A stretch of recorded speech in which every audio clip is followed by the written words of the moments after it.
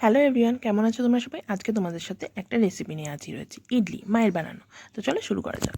প্রথমে সকালবেলা বিউলির ডাল আর আতপ চালটাকে ভিজিয়ে রাখতে হবে। বিকেলবেলা পেস্ট করে নিলে ওইটাকে ওভারনাইট রেখে দিতে হবে। ফ্রিজে রাখবে না, বাইরে রাখবে। আর হ্যাঁ, ব্যাটারটার মধ্যে নুন আর খাবার সোডা দিতে ভুলো না। তো চলো এবার আসা যাক নারকেলের চাটনিতে। এটা পরদিন করতে হয়। তো নারকেলটাকে ফাটিয়ে কুড়িয়ে নেওয়া হলো। এবার এই পেস্টটাকে, নারকেলের কোড়ানোটাকেও মিক্সিতে দিতে হবে, সেটা আসছি পরে। এবার বাইরে থেকে কিছু কারি পাতা নিয়ে আসলাম, কারি পাতাগুলো এনে ধুয়ে নিলাম। এরপর মিক্সিতে নারকেলটা দিয়ে তার মধ্যে কাজু বাদাম, পিনাট দিয়ে একটু মিক্সিতে হালকা ঘুরিয়ে নিলাম। বেশি পেস্ট করতে হবে না। তো এই ব্যাটারটার মধ্যে সম্বার দিতে হবে, লাল লঙ্কা আর সর্ষে। ও কারি পাতা এনেছিলাম, ওগুলোও দেবো।